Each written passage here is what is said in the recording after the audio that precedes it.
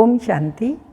27/12/2023 के साकार अनमोल धारणा युक्त मधुर महावाक्य हैं। मीठे बच्चे, देवताओं से भी उत्तम कल्याणकारी जन्म तुम ब्राह्मणों का है, क्योंकि तुम ब्राह्मण ही बाप के मददगार बनते हो। क्वेश्चन, अभी तुम बच्चे बाबा को कौन सी मदद करते हो? मददगार बच्चों को बाप क्या प्राइज देते हैं? 2 क्वेश्चन। आंसर है, बाबा प्योरिटी पीस का राज्य स्थापन कर रहे हैं। हम उन्हें प्योरिटी की मदद करते हैं। बाबा ने जो यज्ञ रचाए हैं उसकी हम संभाल करते हैं, तो ज़रूर बाबा हमें प्राइज देगा। संगम पर भी हमें बहुत बड़ी प्राइज मिलती है। हम सृष्टि के आदि मध्य अंत को जानने वाले त्रिकालदर्शी बन जाते हैं और भविष्य में गद्दी नशीन बनते, यही प्राइज है। गीत पितुमात सहायक स्वामी सखा। ओम शांति। यह किसकी महिमा है? तो यह है परम प्रिय परम पिता परमात्मा, जिनका नाम शिव है। उनकी महिमा, उनका ऊंचते ऊंच नाम भी है, तो ऊंचते ऊंचा धाम भी है। परम पिता परम आत्मा का अर्थ है सबसे ऊंचे ते ऊंची आत्मा। और किसी को भी परम पिता परमात्मा नहीं कहा जाता। उसकी महिमा अपरम अपार है। ऐसे कहते हैं कि इतनी तो महिमाएं हैं जो उसका पार नहीं पा सकते। कहते हैं ना, सागर को शाही बनाओ, धरती को कागज बनाओ, जितने भी जंगल हैं उनकी कलम बनाओ, और स्वयं सरस्वती विद्या की देवी बैठ कर के लिखे, नहीं लिख पाएगी। इतनी महिमा शिव बाबा उस परम पिता परमात्मा की अपरम अपार है। ऋषि मुनि भी कहते थे उसका पार नहीं पा सकते, वो भी नेति नेति कहते आए हैं।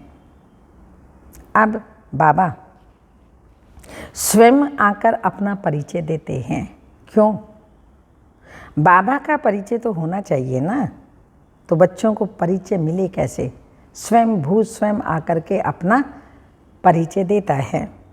जब तक वह इस भूमि पर ना आए तब तक और कोई उनका परिचय दे ना सके। जब फादर शोज सन, तब सन शोज फादर। तो बाप समझाते हैं, मेरा भी पार्ट नोंदा हुआ है, मुझे ही आकर पतितों को पावन करना है। साधु संत भी गाते रहते हैं, पतित पावन सीता राम आओ। क्योंकि रावण का राज्य है। रावण कोई कम नहीं है। सारी दुनिया को तमो प्रधान पतित किसने बनाया? रावण ने। फिर पावन बनाने वाला समर्थ राम है ना। आधा कल्प राम राज्य है, तो आधा कल्प रावण का राज्य है। रावण क्या है यह कोई नहीं जानते। वर्ष वर्ष जलाते रहते हैं, तो भी रावण का राज्य चलता रहता है। जलता थोड़ी है, पुतला बना करके जला देंगे। लेकिन रावण जो अंदर में बैठा है, 5 विकार, उसको थोड़ी जलाते हैं। उसके लिए योग अग्नि चाहिए, अर्थात परमात्मा की याद चाहिए। वो ज्ञान और योग आकर के ही शिव बाबा सिखलाते हैं ना, तब हम रावण माया पर जीत पाते हैं। तो बाबा ने कहा वर्ष वर्ष जलाते रहते हैं, तो भी रावण का राज्य चलता रहता है, जलता थोड़ी है। मनुष्य कहते हैं परमात्मा समर्थ है, तो रावण को राज्य करने क्यों देते हैं? बाप समझाते हैं, ये नाटक ही हार जीत का, हेवन और हेल का बना हुआ है। भारत पर ही सारा खेल बना हुआ है। यही बना बनाया ड्रामा है। ऐसे नहीं, परमात्मा सर्वशक्तिमान है, तो खेल पूरा होने के पहले ही आएगा या आधे में खेल को बंद कर सकता है? बाप कहते हैं, जब सारी दुनिया पतित हो जाती है तब मैं आता हूँ, इसलिए शिवरात्रि भी मनाते हैं, शिवाय नमः भी कहते हैं। ब्रह्मा विष्णु शंकर को फिर भी देवता नमः कहेंगे, शिव को परमात्मा ही नमः कहेंगे। शिव क्या ऐसा ही है जैसा बबुलनाथ में या सोमनाथ के मंदिर में है? क्या परमपिता परमात्मा का इतना बड़ा रूप है? वह आत्मा का छोटा, बाप का बड़ा? क्वेश्चन आएगा ना। जैसे यहाँ छोटे बच्चे को बच्चा, बड़े को बाप कहा जाता है, वैसे परमपिता परमात्मा अन्य आत्माओं से बड़ा है और हम आत्माएं छोटी हैं। नहीं, बाप समझाते हैं, बच्चे मेरी महिमा गाते हो, कहते हो क्या? परमात्मा की महिमा अपरम अपार है। मनुष्य सृष्टि का बीज रूप है, तो पिता को बीज कहेंगे ना, वह क्रिएटर है। बाकी जो इतने वेद, उपनिषद, गीता, यज्ञ, तप, दान, पुण्य, यह सब है भक्ति की सामग्री। इसका भी अपना टाइम है। आधा कल्प भक्ति का, आधा कल्प ज्ञान का। भक्ति है ब्रह्मा की रात, ज्ञान है ब्रह्मा का दिन। यह शिव बाबा तुमको समझाते हैं। इनको अपना तन तो है ही नहीं। कहते हैं, मैं तुमको फिर से राज योग सिखलाता हूँ, राज्य भाग्य दिलाने के लिए। अब ब्रह्मा की रात पूरी होती है, वही धर्म गलानी का समय आ पहुँचा है। सबसे जास्ती गलानी किसकी करते हैं? परम पिता परमात्मा शिव की। लिखा है ना, यदा यदा ही धर्मस्य है गलानी भवते भारत, आदि आदि। ऐसे नहीं मैंने कल्प पहले कोई संस्कृत में ज्ञान दिया है, भाषा तो यही है। तो जब भारत में देवी देवता धर्म स्थापन करने वाले की ग्लानि होती है, मुझे ठिक्कर भीतर में ठोक देते हैं, तब मैं आता हूँ। जो भारत को स्वर्ग बनाते हैं, पतितों को पावन बनाते हैं, उसकी कितनी ग्लानि की है। तुम बच्चे जानते हो, भारत है सबसे पुराना खंड जो कभी विनाश नहीं होता। सतयुग में लक्ष्मी नारायण का राज्य भी यहाँ ही होता है। ये राज्य भी स्वर्ग के रचयिता ने दिया है।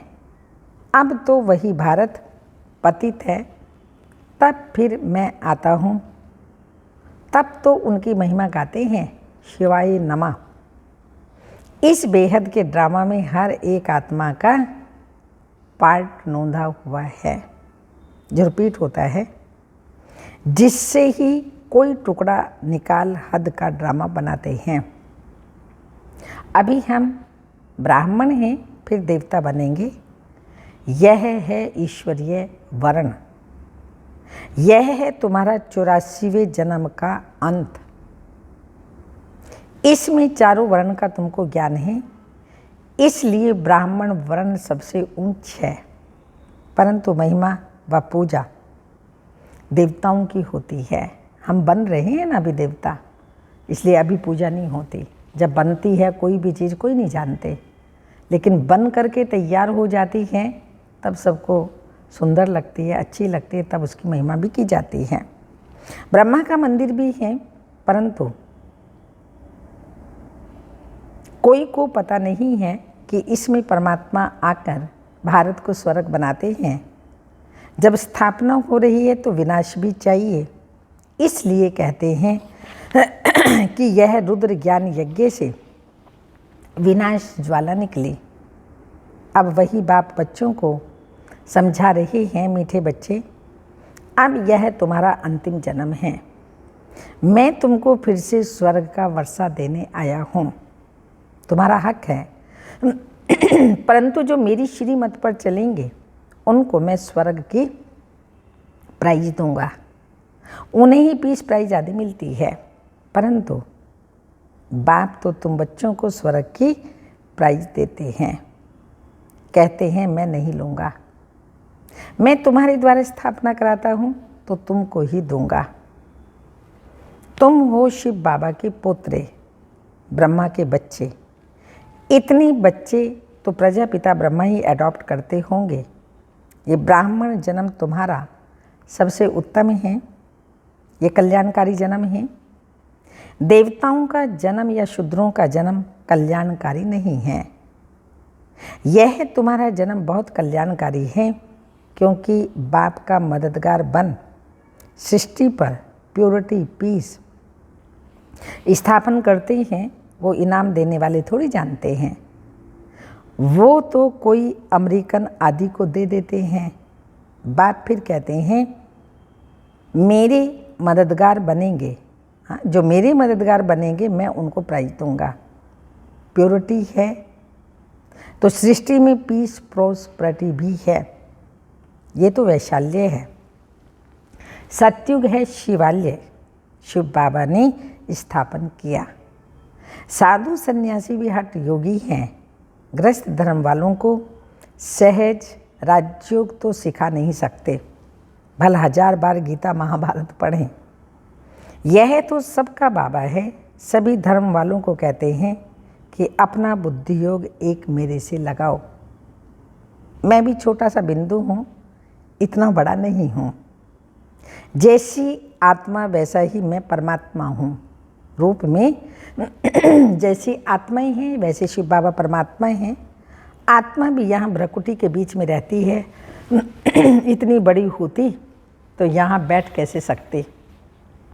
मैं भी आत्मा जैसा ही हूँ, सिर्फ मैं जन्म मरण रहित सदा पावन हूँ और आत्माएं जन्म मरण में आती हैं।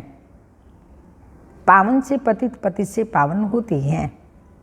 अब फिर से पतितों को पावन बनाने के लिए बाप ने यह रुद्र यज्ञ रचा है। बाबा ने आकर के रुद्र ज्ञान यज्ञ रचा है। इसके बाद सतयुग में कोई यज्ञ नहीं होता। फिर द्वापर से अनेक प्रकार के यज्ञ रचते रहते हैं। यह रुद्र ज्ञान यज्ञ सारे कल्प में एक ही बार रचा जाता है। इसमें सबकी आहुति पड़ जाती है। फिर कोई यज्ञ नहीं रचा जाता। यज्ञ रचते तब हैं जब कोई आफतें आती हैं, बरसात नहीं पड़ती, वहाँ अन्य कोई आफतें आती हैं तो यज्ञ करते हैं। सतयुग त्रेता में कोई आफतें आती ही नहीं। इस समय अनेक प्रकार की आफतें आती हैं। इसलिए सबसे बड़े सेठ शिव बाबा ने यज्ञ रचवाया है। तो पहले से ही साक्षात्कार कराते हैं। ब्रह्मा बाबा को पहले से ही साक्षात्कार कराते हैं। कैसी सब आहुति पड़नी है, कैसे विनाश होना है, पुरानी दुनिया कब्रिस्तान बननी है, तो फिर इस पुरानी दुनिया से क्या दिल लगानी है। इसलिए तुम बच्चे बेहद पुरानी दुनिया का संन्यास करते हो। वह जिस्मान सन्यासी तो सिर्फ घर बार का संन्यास करते हैं। तुमको तो घर बार नहीं छोड़ना है। यहाँ गृहस्थ व्यवहार संभालते भी इससे सिर्फ ममत तोड़ना है। ये सब मरे पड़े हैं, इनसे क्या दिल लगाना। यह तो मुर्दों की दुनिया है। इसलिए कहते हैं परम पिता परमात्मा को याद करो। कब्रिस्तान को क्यों याद करते हो? बाबा भी दलाल बन तुम्हारी बुद्धि का योग अपने साथ लगवाते हैं। कहते हैं ना, आत्माई परमात्मा अलग रहे बहुकाल आदि आदि। ये महिमा भी उनकी है, परमपिता परमात्मा की ये महिमा है। कलयुगी गुरु को पतित पावन कह नहीं सकते, वह सदगति तो कर नहीं सकते। हाँ, शास्त्र सुनाते, क्रिया कर्म करते हैं। शिव बाबा का कोई टीचर गुरु नहीं। बाबा तो कहते हैं मैं तुमको स्वर्ग का वर्षा देने आया हूँ। फिर सूर्यवंशी बनो चाहे चंद्रवंशी बनो। वो कैसे बनते हैं? लड़ाई से नहीं। न लक्ष्मी नारायण ने लड़ाई से राज्य लिया, न राम सीता ने। इन्होंने इस समय माया से लड़ाई की। माया रावण 5 विकारों से तुम इनकॉग्निटो वॉरियर्स हो, तुम्हारे इसलिए तुम शक्ति सेना को कोई जानते नहीं हैं। तुम योग बल से सारे विश्व के मालिक बनते हो। तुमने ही विश्व का राज्य गंवाया है, फिर तुम ही पा रहे हो। तुमको प्राइज देने वाला बाप है। अब जो बाप के मददगार बनेंगे उनको ही आधा कल्प के लिए पीस प्रॉस्पेरिटी की प्राइज मिलेगी। बाबा मददगार उन्हें कहते हैं जो अशरीरी होकर बाप को मदद करते हैं। देही अभिमान में आकर के नहीं, अशरीरी आत्मा समझ करके बाबा को मदद करते, वो हैं बाबा के मददगार। स्वदर्शन चक्र फिराते, शांति धाम, स्वीट होम और स्वीट राजधानी को याद कर पवित्र बनते, उनको बाबा कहते हैं मददगार। कितना सहज है। हम आत्मा भी स्टार हैं, हमारा बाप परमात्मा भी स्टार हैं। वह इतना कोई बड़ा नहीं है, परंतु स्टार की पूजा कैसे हो, इसलिए पूजा के लिए इतना बड़ा बना दिया है। पूजा तो पहले बाप की होती है, पीछे दूसरों की होती है। लक्ष्मी नारायण की कितनी पूजा होती है, परंतु उनको ऐसा बनाने वाला कौन? सबका सब सद्गति दाता बाप। बलिहारी उसे एक ही है ना। उनकी जयंती बर्थ डायमंड तुल्य है, बाकी सबके व्यर्थ कोड़ी तुल्य हैं। शिवाय नमः। यह उनका यज्ञ है, तुम ब्राह्मणों से रचवाया है। कहते हैं जो मुझे प्योरिटी पीस स्थापन करने में मदद करेंगे उनको इतना फल दूंगा। ब्राह्मणों से यज्ञ रचवाया है तो दक्षिणा तो देंगे ना। तो बाबा हमें दक्षिणा क्या देते हैं? 21 जन्मों की बादशाही। इतना बड़ा यज्ञ रचा है, आम कोई भी यज्ञ इतना समय नहीं चलता। कहते हैं जो जितना मुझे मदद करेंगे तो मैं प्राइज दूंगा। सबको प्राइज देने वाला मैं हूँ। मैं कुछ नहीं लेता, सब तुमको देता हूँ। अब जो करेगा सो पाएगा। थोड़ा करेगा तो प्रजा में चला जाएगा। गांधी को भी जिसने मदद की तो प्रेसिडेंट मिनिस्टर आदि बने ना। यह तो है अल्पकाल का सुख। इस दुनिया में प्रेसिडेंट आदि बनना, मिनिस्टर बनना, ये अल्पकाल का सुख। बाप तो तुमको सारे आदि मध्यांत का ज्ञान दे, आप समान त्रिकालदर्शी बनाते हैं। कहते हैं मेरी बायोग्राफी को जानने से तुम सब कुछ जान जाएंगे। सन्यासी थोड़ी ये ज्ञान दे सकते हैं, उनसे वर्षा क्या मिलेगा? वह तो गद्दी भी 1-2 को देंगे, बाकी को क्या मिलता है? बाबा तो तुम सबको गद्दी देते हैं। कितनी निष्काम सेवा करते हैं। शिव बाबा के अलावा संसार में कोई भी निष्काम सेवा नहीं कर सकते। शिव बाबा निष्काम सेवा करते हैं और तुमने तो मुझे ठिक्कर बित्तर में डाल दिया। कितनी ग्लानि की है। यह भी ड्रामा बना हुआ है। जब कोड़ी जैसे बन जाते हो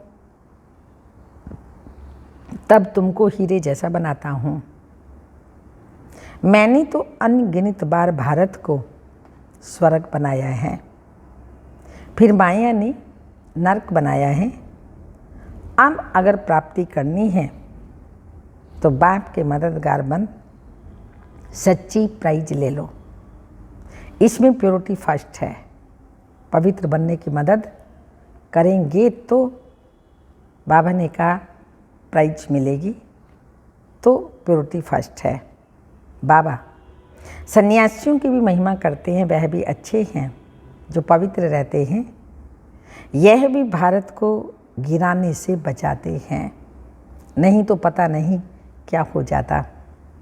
परंतु अब तो भारत को स्वर्ग बनाना है तो जरूर गृहस्थ व्यवहार में रहते पवित्र बनना पड़े। बाप दादा दोनों बच्चों को समझाते हैं। शिव बाबा भी इस पुरानी ज्योति द्वारा बच्चों को राय देते हैं, नई ले नहीं सकते। माता के गर्भ में तो आते नहीं, पतित शरीर में ही आते हैं। कलयुग में है घोर अंधियारा, घोर अंधियारे को ही सोझरा बनाना है। अच्छा, मीठे मीठे सिक्की लदे बच्चों प्रति माता पिता बाप दादा का याद प्यार, गुड मॉर्निंग, डायमंड मॉर्निंग। रूहानी बाप की रूहानी बच्चों को नमस्ते। हम रूहानी बच्चों की रूहानी माता पिता बाप दादा को याद प्यार, गुड मॉर्निंग, डायमंड मॉर्निंग, ओम नमस्ते। धारणा के लिए मुख्य सार हैं, इस बेहद की दुनिया का दिल से संन्यास कर अपना ममत मिटा देना है, इससे दिल नहीं लगानी है। सेकंड पॉइंट, बाप का मददगार बन प्राइज लेने के लिए 4 बातें बाबा ने बताई। पहली, अशरीरी बनना। दूसरा, पवित्र रहना। तीसरा, स्वदर्शन चक्र फिराना। चौथा, स्वीट होम स्वीट राजधानी को याद करना। ये मदद बाबा को हम बच्चों ने देनी है। वरदान, विशेषताओं को सामने रख सदा खुशी खुशी से आगे बढ़ने वाले निश्चय बुद्धि विजयी रतन भाव। स्पष्टीकरण, अपनी जो भी विशेषताएं हैं उनको सामने रखो, कमजोरियों को नहीं, तो अपने आप में फेत रहेगा। कमजोरी की बात को ज़्यादा नहीं सोचो, तो फिर खुशी से आगे बढ़ते जाएंगे। यह निश्चय रखो कि बाप सर्वशक्तिमान है, तो उसका हाथ पकड़ने वाले पार पहुँचे कि पहुँचे। ऐसी सदा निश्चय बुद्धि विजयी रतन बनते हैं। अपने आप में निश्चय, बाप में निश्चय और ड्रामा की हर सीन को देखते हुए उसमें भी पूरा निश्चय हो, तब विजयी बनेंगे। हर एक सीन को देखते हुए ड्रामा में पूरा निश्चय हो तो विजयी बनेंगे। स्लोगन, प्योरिटी की रॉयल्टी में रहो तो हद की आकर्षणों से न्यारे हो जाएंगे। प्योरिटी की रॉयल्टी में रहो तो हद की आकर्षणों से न्यारे हो जाएंगे। अव्यक्त इशारा है, माया के सर्व बंधनों से मुक्त रहना है तो सदा बाप दादा के दिल तख्त पर रहो। इस तख्त पर रहने से माया कुछ नहीं कर सकती। ऐसे दिल तख्त नशीन आत्माएं शरीर के बंधन से भी सहज ही मुक्त हो सकती हैं। फाइनल पेपर है अंतमति सुगति। Final paper अंतमति सुगति। अंत में सहज रीति शरीर के भान से मुक्त हो जाएं, यह है पासवित ऑनर की निशानी। लेकिन ये सब तब हो सकेगा जब शरीर रूपी चोला टाइट ना हो। शरीर रूपी चोला टाइट ना हो। ओम शांति।